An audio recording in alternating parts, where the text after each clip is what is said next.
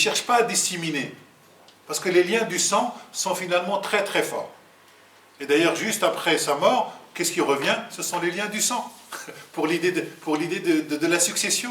Donc il ne faudrait pas imaginer par une espèce d'opération du Saint-Esprit, quelque part, au sens chrétien du terme, que les choses changent du jour au lendemain. Non. Même après sa mort, ce sont des guerres tribales. Ce n'est pas une question de sunnite et de chiite, parce que le sunnisme et le chiisme vont naître bien plus tard. Il y a quelque chose qui commence, mais véritablement le sunnisme, il faut d'abord qu'il y ait les écoles juridiques pour qu'on puisse parler du sunnisme et du chiisme. Et donc c'est quelque chose qui est assez tardif au moment où l'islam se constitue en tant que dogme. Mais c'est ça la nécessité de faire de l'histoire, c'est d'essayer de voir les processus et comment les choses s'imbriquent au fur et à mesure. Je pourrais revenir sur la notion de soumission, parce que je suis pas vraiment d'accord avec vous quand vous dites que en France, ça a un côté un peu négatif. En fait, c'est qu'on assimile ça souvent à la notion d'avilissement. La notion de D'avilissement. Oui. Mais au final, quand on se pose ça et qu'on réfléchit un peu, la soumission, ça peut être aussi positif. Enfin, je veux dire, si on sort un peu du côté justement avilissant qu'on peut associer à la soumission, quand on est petit et qu'on se soumet à la volonté de nos parents, au final, c'est pour en tirer un fruit qui est positif. Quand on se soumet à notre maître ou à notre maîtresse qui nous dit de faire nos devoirs, au final, c'est pour en sortir aussi un fruit positif. Quand on se soumet à la sécurité routière qui nous dit de ne pas dépasser la limitation de vitesse, c'est aussi pour en sortir un fruit positif. Donc c'est ça en fait que je voudrais un peu décortiquer, c'est que c'est pas forcément nécessairement une notion négative ou marginale comme on vient de nous faire croire. Non, mais j'entends ce que vous dites, c'est pour ça que je disais qu'en reprenant Wittgenstein, les mots n'ont que des usages. Il n'empêche que derrière ce mot-là, vous ne mettez pas ce que mettent d'autres. Et d'autres, par exemple, dans cette salle, si je leur disais ça, ils disent... C'est une question d'interprétation, comme vous disiez tout à l'heure. Ah oui, mais absolument. Ce que je dis simplement, c'est que dans la société du 7e siècle, la seule soumission à laquelle on se soumet, parce que c'est celle du Père, mais vis-à-vis d'une divinité, on ne se soumet pas, on entre en alliance. On entre en alliance dont on espère tirer bénéfice. Et donc, si on ne tire pas bénéfice, ben on sort de l'alliance. Donc c'était une question, enfin c'était hypocrite alors. C'est pas du tout hypocrite. Bah, non, c'est simplement que... Non, c'est pas... C'est une alliance pour mes intérêts. C'est que c'est pas sincère. Non, c'est pas... non, mais il ne faut pas confondre pragmatisme et opportunisme. C'est pas la même chose. On est dans une sorte... écoutez, regardez. Essayons d'imaginer un SDF. Un SDF, il est dans une économie d'urgence. Il doit savoir où est-ce qu'il va dormir. C'est-à-dire qu'il n'a pas le temps de se projeter dans 2 mois, dans 6 mois ou après sa mort. C'est au jour le jour. Donc, ce n'est pas une question d'utilitaire, c'est une question de pragmatisme. Et je pense qu'on est dans la société du 7e siècle, où on est dans un monde très très pragmatique. C'est-à-dire que l'alliance avec Dieu, elle doit être utile aux hommes. Pourquoi à un moment le Coran va disqualifier les autres divinités ou les autres alliances? Parce que le Coran, qu'est-ce qu'il dit aux gens? Arrêtez de faire des alliances avec les autres divinités. Vous n'êtes alliés qu'avec moi. C'est ça le shirk. Le shirk, c'est ça. C'est continuer à avoir d'autres alliances. Pourquoi? Parce qu'on pense que les autres alliances, elles vous sont utiles. Qu'est-ce que dit le Coran à propos des autres alliances? La tanfa. Elles ne vous sont d'aucune utilité. C'est pour ça que il faut un peu désislamiser un peu notre imaginaire pour essayer de rentrer dans un univers mental qui n'est pas le nôtre, qui est tellement étranger à ce que nous avons reçu, pour essayer de voir comment cet imaginaire-là va progresser. Par rapport au tribalisme, est-ce que l'islam n'a pas justement vocation à dépasser ce tribalisme pour quelque chose de plus universel quand le prophète parle de Ummah, quand le prophète parle de fraternité justement? Et quand il dit que, par exemple, Dieu a révélé le judaïsme aux juifs, le christianisme aux chrétiens, mais l'islam, il est dit pour l'humanité entière. C'est-à-dire, ça dépasse la tribu. Je suis pas sûr. Et c'est au-dessus des liens tribaux qu'on peut avoir les uns avec les autres. Alors, il y a deux choses. Sur la première partie, sur l'économie de la révélation, c'est-à-dire que la manière dont le Coran voit la révélation, c'est Dieu envoie à un peuple un homme issu de lui pour lui parler dans sa langue, pour qu'il puisse comprendre. C'est pour ça que le Coran revient souvent sur Qur'anan arabiyyan, la'allakum, etc. C'est-à-dire c'est un Coran en arabe, et Mohammed est envoyé aux siens. Ça c'est important. C'est-à-dire que dans l'économie de la révélation, Moïse est envoyé aux Hébreux, Jésus est envoyé à qui? Aux chrétiens, parce qu'ils n'existaient pas à l'époque.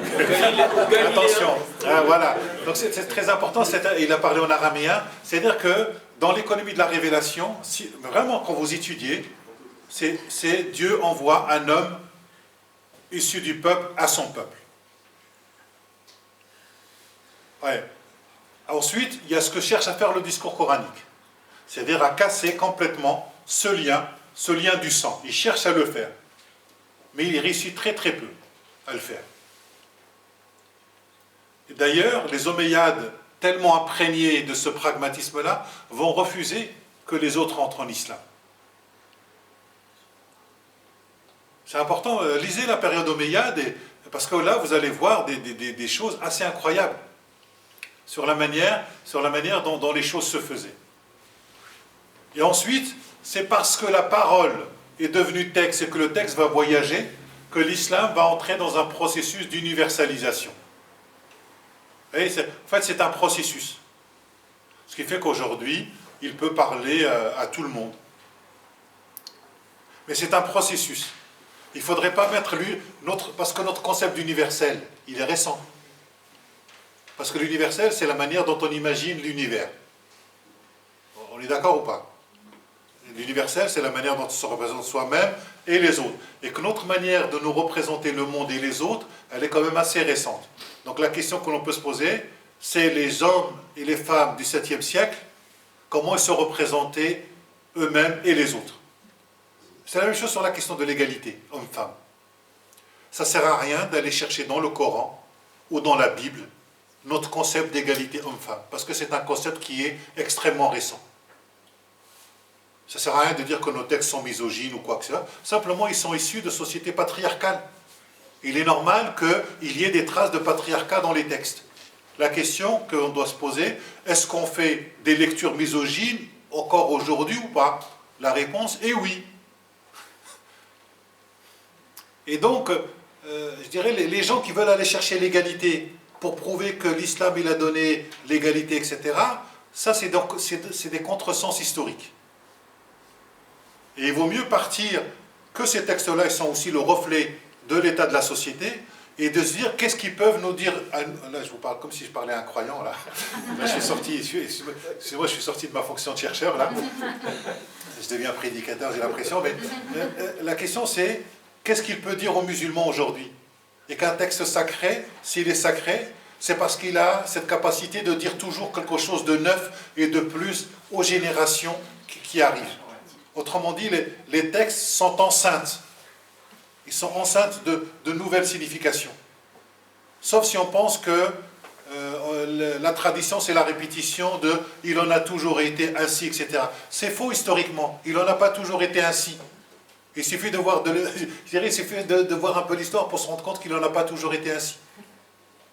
Qu'à un moment, ça émerge, et on peut expliquer pourquoi telle chose émerge à un moment. Pourquoi les musulmans disent que le Coran est incréé? Parce que lorsque Mohammed est en train de parler, ces questions-là ne se posent pas. Est-ce que le Coran est créé par Dieu dans le temps, ou est-ce qu'il est incréé? Ce sont des débats du 9e siècle. Et on va reprendre quoi pour penser ces catégories-là? On va reprendre les pensées des catégories grecques, et notamment chrétiens, parce que les chrétiens demandent de rendre compte aux musulmans de la révélation et du prophète, et qu'on va reprendre les catégories qu'a utilisé le christianisme. Le christianisme va se poser la question, est-ce que Jésus est consubstantiel à Dieu? Est-ce qu'il fait partie de l'être même de Dieu? Autrement dit, est-ce qu'il est incréé? Ou est-ce que c'est un acte créé dans l'histoire? Les musulmans vont reprendre ces mêmes catégories et ils vont les appliquer au texte. À un moment, on va dire que le Coran est créé parce que le pouvoir va soutenir que le Coran est créé, et à un moment, on switch, le pouvoir change de camp, et on va dire que le Coran est incréé. À un moment, l'école rationaliste, les Mu'tazila, au 9e siècle, partait du Coran qui est créé, ils ont été éliminés dans l'histoire. Ce qui fait que l'islam dont nous avons hérité est une succession d'élimination d'un certain nombre de groupes. Comme toutes les autres religions. C'est-à-dire qu'on a éliminé des groupes dans l'histoire. Est-ce que vous pouvez me parler de votre livre Lettres à Nour? Ah. Alors, oui, donc la question c'est est-ce que je peux vous parler d'un livre que j'ai écrit qui s'appelle Lettres à Nour. Alors, le texte en vérité s'appelle Nour, pourquoi n'ai-je rien vu venir? C'est un roman qui est devenu une pièce de théâtre qui s'appelle Lettres à Nour. Mais c'est la même chose.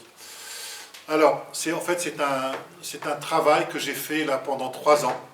Pendant 3 ans, j'ai étudié la littérature de Daesh. Je suis passé, j'ai rendu, ce qu'il faut le dire, parce que sinon les gens ils ont l'impression que j'étais en prison. Je n'étais pas en prison, mais j'ai rendu visite à de nombreux djihadistes pendant 2 ans, qui revenaient de Syrie, donc du coup j'ai pu discuter avec eux. Et ensuite j'habite une ville à Trappes, où nous avons eu plus de 70 jeunes qui sont partis, dont la plupart sont déjà morts. Et j'ai eu accès aux correspondances et aux textos qu'ils ont eu avec les parents notamment.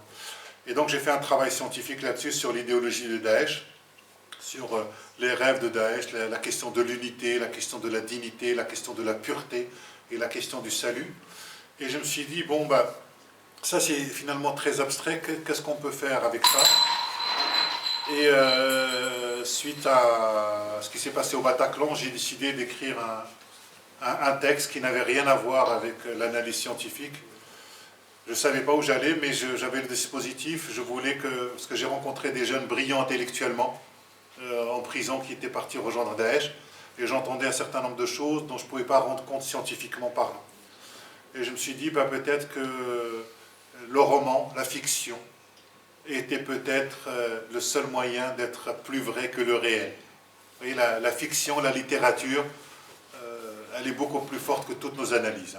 Vous pouvez faire tout ce que vous voulez, mais la question du récit, il y a quelque chose d'une puissance, et même nos analyses, nos catégories sociologiques, anthropologiques, philosophiques, etc., ça reste entre nous, mais c'est trop abstrait. C'est trop abstrait.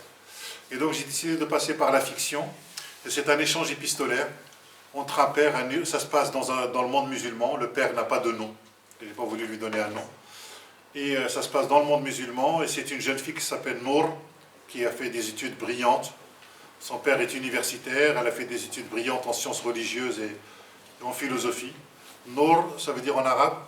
Lumière. Mais quel type de lumière? Voilà. Il y a un passage dans le Coran qui dit Nour, c'est la lumière lunaire. Et ça, c'est l'imaginaire arabe du 7e siècle. Eh ben oui, ça vous permet de vous donner un terrain et une géographie. Pourquoi Nour? Parce que Nour, c'est ce qui vous permet, c'est la lumière lunaire, c'est ce qui vous permet de vous guider en temps d'obscurité. Voilà. Et donc, moi je voulais un personnage qui soit lumineux. C'est-à-dire qu'on est en train de traverser un temps d'obscurité. Et je voulais que le nom de cette fille puisse dire il y a quelque chose. Donc le père décide de lui donner. Et cette fille décide de partir un jour en Irak. Et ça commence par Fallujah le 13 février 2014. Ça dure sur 2 ans, c'est 14 lettres. Hein. Elle lui dit, mon cher papa, je sais que cette lettre va te faire du mal. Pourtant je veux te dire combien je t'aime. Papa, pardonne-moi, hier soir je t'ai demandé... Pardonne-moi, je t'ai demandé l'autorisation d'aller chez tante Safia. Pardonne-moi, je t'ai menti. Hier soir, je suis arrivé en Irak. Ça commence comme ça. Et c'est un échange épistolaire qui est devenu une pièce de théâtre. On en a fait un dossier pédagogique qui existe à partir de ces lettres, à partir de cette littérature. J'ai fait appel à des amis universitaires pour étudier le texte et en même temps pour proposer des exercices avec les professeurs dans les collèges et lycées. Donc on a fait ce travail avec les collèges et lycées à partir de ça. Et aujourd'hui, c'est devenu une pièce que vous pouvez écouter sur France Culture, je vous le donne. Ça a été joué, ça a été lu par Charles Berling et Lou Delage. Donc c'est sur France Culture, vous tapez Lettres à Nour. et vous allez tomber dessus. Alors, il n'y a pas tout, mais vous avez l'essentiel des 14 lettres. Ce qui me semblait que c'était important de parler de Daesh, de l'idéologie, par l'intime entre la relation entre le père et cette fille-là. Et c'est une fille qui reproche beaucoup de choses à son père. Et à un moment, la fille dit à son père, on peut réparer une injustice, mais on ne guérit jamais d'une humiliation. C'est la question de l'humiliation, la question du ressentiment, etc. Pour dire qu'on a beau éduquer nos enfants, chacun, ils en font... C'est la question de l'héritage, hein. C'est qu'est-ce qu'ils font de l'héritage qu'ils ont reçu, et il se peut que parfois ils en fassent un contre-usage complètement de celui auquel on espérait. Je voulais vous poser une question en tant qu'islamologue. Comment c'est possible que une génération en fait, puisse écouter certains, on va dire, pour moi, charlatans, alors que dans les autres générations, auparavant, on n'avait pas autant ce phénomène de radicalisation. Donc, alors après, je sais qu'il y a aussi Internet, etc. Mais comment on peut, certaines personnes, comme vous avez dit, très talentueuses et qui réfléchissent, puissent être attirées par cette idéologie? En tout cas, je vais essayer de donner quelques éléments. D'autres chercheurs diraient autre chose. C'est-à-dire que jusque-là, en tout cas moi si je parle de mes parents, la question de l'appartenance religieuse n'était pas le tout de leur être. C'est-à-dire qu'ils ne se définissaient pas que comme musulmans. Comme aujourd'hui un certain nombre de jeunes ont tendance à faire qu'une appartenance de leur être devient le tout. C'est ce que j'appelle l'homo islamicus. C'est-à-dire que les gens ne sont plus que musulmans, et dans le regard de la société, ils ne sont plus que musulmans. C'est le problème de cette double réduction. Avec les parents, je dirais ceux de la première génération, on était dans un islam traditionnel, c'est-à-dire qu'en général, on suivait l'islam de ses parents. Pendant très longtemps, ça a été ça. Aujourd'hui, avec les différentes conceptions de l'islam, c'est-à-dire que le jeune, aujourd'hui, il a un marché du religieux. Et il se rend compte qu'il y a différents types d'islam. Donc il est amené à choisir. Il est amené à choisir d'autant plus qu'il est coupé, il est en rupture avec l'islam traditionnel de leurs parents. C'est-à-dire, sociologiquement, ça s'explique même dans le milieu juif. Hein. C'est-à-dire que nous avons des parents, des enfants, qui prétendent que leurs parents sont des mauvais juifs. Et donc, eux, ils vont aller beaucoup plus sur la question identitaire, sur le cache-route, etc. Ce qui fait qu'aujourd'hui, ce que nous vivons, chez beaucoup de jeunes, c'est plutôt un islam identitaire. Le halal, par exemple, c'est de l'identitaire. Parce que ça ne fait pas partie des 5 piliers de l'islam. Hein. Et donc, il faut quand même remettre un peu les choses à leur place. Mais le halal arrive très bien à s'accommoder avec l'islam identitaire et le marché, puisque la plupart des grands producteurs du halal ne sont pas musulmans. Hein. C'est Carrefour, Casino, etc. Donc on voit bien que... Oui, ben, il faut le dire. C'est-à-dire que le marché s'accommode très bien des petits arrangements. Ce qui fait que l'islam identitaire est aujourd'hui travaillé par deux choses, par l'alimentaire et le vestimentaire. C'est-à-dire ce sont les deux manières de définir une identité. Alors que le religieux, il y a au moins 3 pôles. Il y a ce qu'on appelle le pôle éthique, il y a le pôle cognitif, il y a le pôle identitaire. Simplement aujourd'hui dans les traditions religieuses, hein, ce n'est pas le propre de l'islam, mais c'est aussi dans le protestantisme et aussi dans le catholicisme, et on le voit aussi finalement dans le judaïsme, c'est l'aspect identitaire qui devient le plus important. Ça, c'est la chose la plus importante. Donc, on a des ruptures de transmission.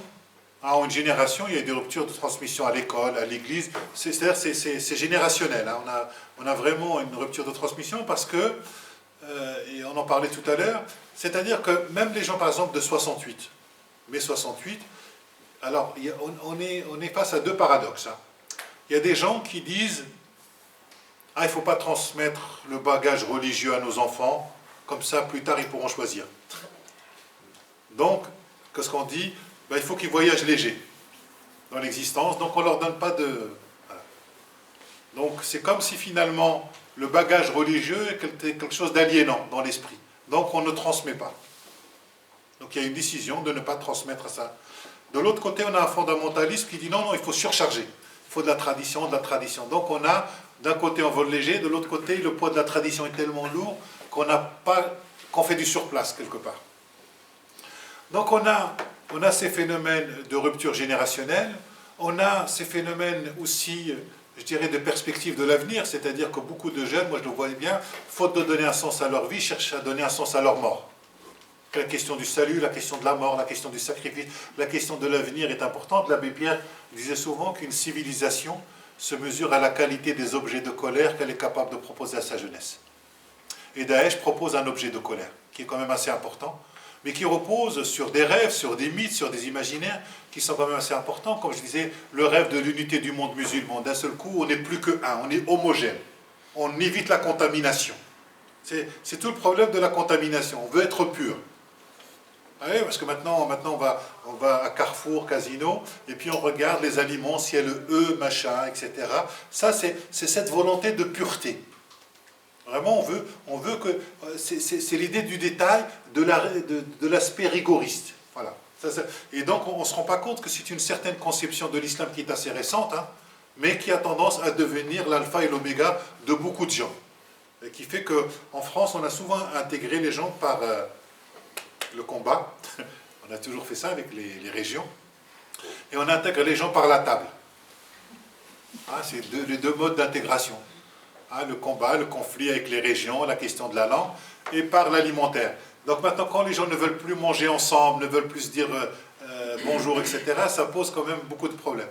Donc on a d'un côté l'unité du monde musulman à travers le califat, versus la démocratie, etc. Donc deux systèmes de production de sens.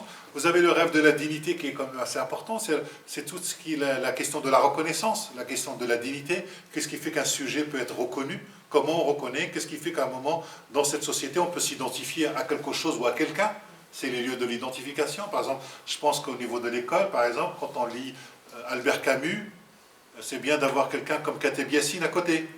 Vous voyez, donc, parce que l'histoire de l'Algérie, elle fait partie de l'histoire de France. Vous voyez, donc, c'est la question de la mémoire partagée. Comment on va créer un récit commun?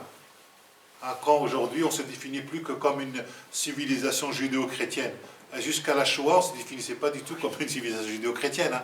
D'un seul coup, la Shoah est passée par là, on se définit comme judéo-chrétien. Mais en général, quand on se définit comme judéo-chrétien, c'est pour exclure un troisième. Voilà. Mais derrière le musulman, en vérité, ce qu'il y a derrière l'islam, c'est la question algérienne, quand vous regardez bien. Quand vous grattez, c'est toujours cette idée de la mémoire vis-à-vis de l'Algérie, une page qui n'est pas tournée. Donc la question, c'est comment faire en sorte que nos jeunes ici puissent s'inscrire dans cette histoire de France et comment eux-mêmes participent à ce récit qui doit se réécrire constamment. C'est-à-dire comment leurs parents ont participé à ce récit, comment on va intégrer cette présence dans le récit. Et puis la question de la pureté, c'est le nous et le eux. Mais ça, on l'entend partout, c'est-à-dire que pendant les élections, je ne pense pas que vous soyez rendus à ces manifestations-là, mais dans un certain nombre de partis politiques, on entendait « on est chez nous ». Ça veut dire que les autres ne sont pas chez eux. Vous voyez, donc c'est le nous et le eux. Et ça fonctionne, hein, des deux côtés, hein, c'est-à-dire nous Français, eux les musulmans, ou nous les musulmans, nous les croyants, eux les mécréants. Vous voyez, ça fonctionne des deux côtés. Et puis il y a le rêve, je dirais, du salut, c'est-à-dire la question du sens finalement de l'existence, mais qu'aujourd'hui être un jeune, c'est beaucoup plus difficile parce qu'il faut constamment, je dirais, pendant très longtemps, on a eu des repères assez fixes. Aujourd'hui, du fait de l'Internet, de la fait de la territorialisation, du fait que les religions deviennent mondiales, du fait que les dieux habitent ensemble. Hein. Jamais les dieux n'ont habité aussi ensemble. Donc il y a une guerre des dieux. Ah, c'est le dieu du marché, le dieu chrétien, le dieu juif, le dieu bouddhiste, etc. Je mets Dieu très très vite pour aller très vite, mais on a une guerre des dieux. Ce qui fait que, moi par exemple à Trappes, un de mes anciens copains de classe est devenu pasteur. Il s'appelle Saïd. Saïd Oujibou. C'était impensable. C'était impensable il y a 30 ans, 40 ans, qu'un maghrébin français d'origine maghrébine devienne pasteur d'une église réformée. Vous voyez, donc ça bouge dans tous les sens. Et parce que ça bouge, parce qu'il y a ce mélange-là, les gens ont besoin de recréer, de la frontière. Et que le religieux permet de créer de la frontière. Et qu'est-ce qui vous qui les avez vus en retour, etc., est-ce qu'ils ont senti se faire avoir ou ils sont toujours dans leur... Certains, mais pas tous, certains continuent d'avoir cette idéologie, c'est-à-dire que l'idéologie du califat, elle est née dans la tête de beaucoup de gens, ils disent c'est peut-être pas aujourd'hui, mais ça sera demain. C'est pour ça que je vous ai dit souvent, on peut détruire le territoire physique de Daesh, le plus difficile, ça va être de détruire le territoire des esprits. Et là, on a affaire à une idéologie. Donc, c'est pour ça que je dis souvent que Daesh proposait une révolution à la fois théologique et politique. C'est-à-dire sur ces deux dimensions. Donc il faut travailler sur la dimension religieuse, mais il faut aussi travailler sur la dimension politique, dans le rapport nord-sud, dans le rapport du Proche-Orient, dans le rapport aux discriminations, dans le rapport à l'altérité, dans le rapport à l'autre. C'est-à-dire que là où les gens sont, ils doivent pouvoir agir. Moi, je n'ai pas de décision politique, donc je ne suis pas sur les rapports, je dirais, nord-sud en termes politiques, hein, parce que sinon, au bout d'un moment, si vous commencez, oui, il faut tenir compte de ça, mais au bout d'un moment, là où vous êtes, vous vous dites, moi, là où je suis, qu'est-ce que je peux faire? Parce que parfois, on se plaît, on est dans une espèce de complaisance, comme ça, à parler des rapports, je dirais, géopolitiques, etc. Mais la question, au bout d'un moment, c'est, est-ce que vous êtes dans ces instances-là pour agir ou pas? Que les gens, là où ils sont, agissent. Mais là où nous sommes, nous pouvons aussi agir, chacun à son échelle.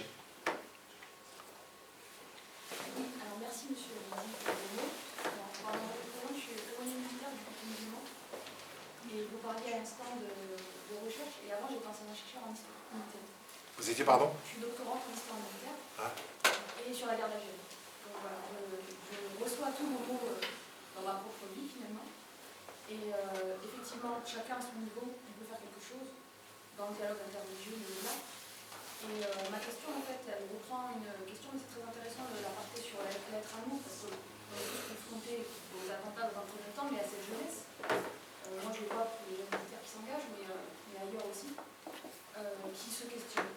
Et donc ça pose question, effectivement c'est un problème de société. Moi j'ai animé les journées de défense et citoyenneté, donc ce qui reste du service militaire aujourd'hui, et les journées d'appel, et j'avais des jeunes dans ma classe, donc j'avais un échantillon représentatif de jeunes de 17 ans, tirés au sort, hein, donc qui représentaient bien la population, et j'avais ces questions-là, parce qu'il fallait leur parler de la sécurité, il fallait leur parler de Daesh aussi. Et donc j'avais des questions de jeunes qui défendaient Mohamed Merah, de ce genre de questionnement. Et ce que je leur répondais, c'est que c'était un problème de société, parce qu'aujourd'hui, on est tous concernés. Et je leur disais que ça peut être quelqu'un dans leur classe, comme ça peut être quelqu'un qui sera face à eux dans 10 ans, dans un autre état d'esprit. Je suis entièrement d'accord sur ça. Ma question, elle était sur les femmes. Tout à l'heure, on a parlé on est parti sur le débat sur la côte. Finalement, en tant que femme, en tout cas musulmane, dans ce qui me concerne, les croyantes, on se retrouve à s'expliquer sur certaines choses et à refaire ce que vous avez dit tout à l'heure, à utiliser certains textes. C'est-à-dire que l'aberration aujourd'hui, c'est que il y a des musulmans qui pratiquent tellement la tradition prophétique qui font des choses que le prophète ne faisait même pas lui-même. Et du coup, séparer les femmes et les hommes dans les mosquées, ce n'était pas le cas au temps du prophète, ça c'est le cas aujourd'hui, puisqu'on a des éléments de preuve qui nous disent qu'il y a des questions publiques posées par des femmes au prophète de l'islam. Et aujourd'hui, moi je me retrouve face à des gamines par exemple qui viennent militaires, qui sont complètement traumatisées quand je leur dis qu'elles vont prier dans la même pièce que les hommes.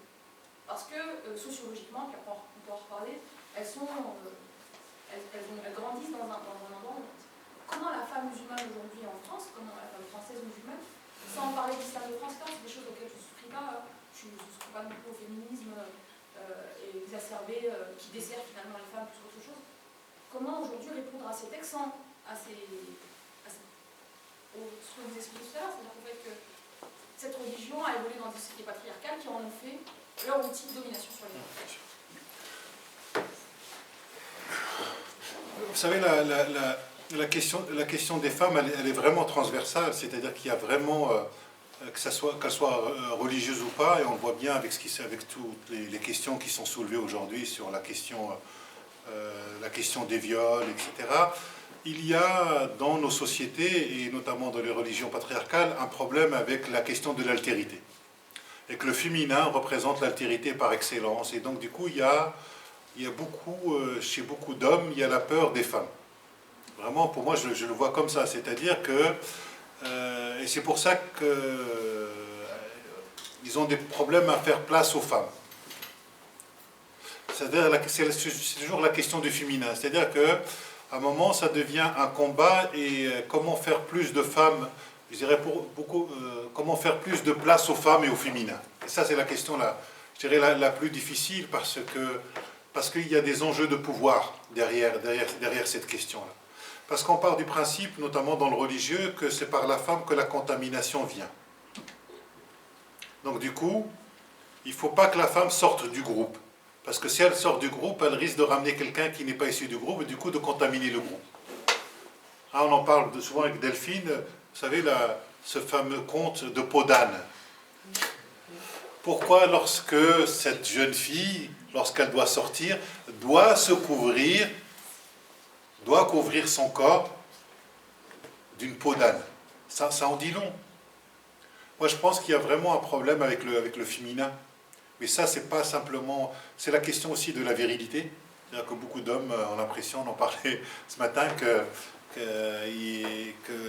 plus il y a de féminin dans l'espace public, moins il y a de virilité. Il y a une espèce de crise de la virilité.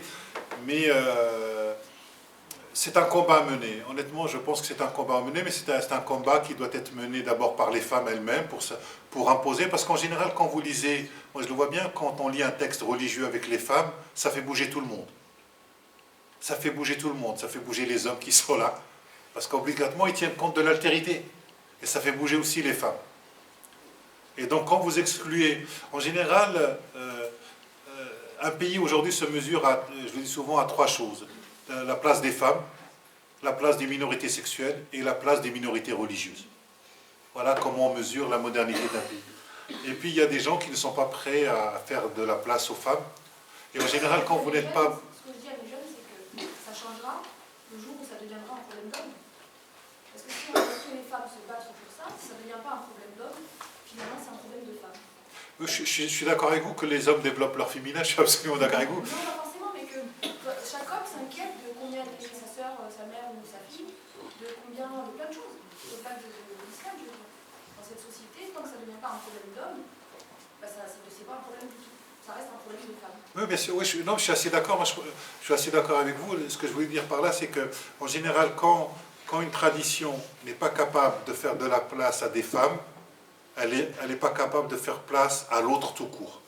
Et c'est pour ça que les femmes sont l'altérité par excellence. Et donc vous pouvez mesurer un groupe à la place qu'il a, ou qu'il donne, ou qu'il laisse. Je dirais qu'il laisse, c'est comme s'il... J'aime pas trop ce mot-là, parce que je vois Shadia tout de suite qui me regarde comme ça, attention. Voilà. Mais véritablement, moi je pense qu'il y a... La question des femmes, elle s'oppose à tout le monde, hein. Elle s'oppose vraiment à tout le monde, elle s'oppose beaucoup plus particulièrement aux religions, notamment traditionnelles et patriarcales, mais elle s'oppose aujourd'hui à nos questions avec tous les scandales auxquels nous assistons aujourd'hui. Mais excusez-moi, la femme dans l'islam a une importance, enfin, je veux dire, elle a quand même de l'importance dans l'islam. Alors,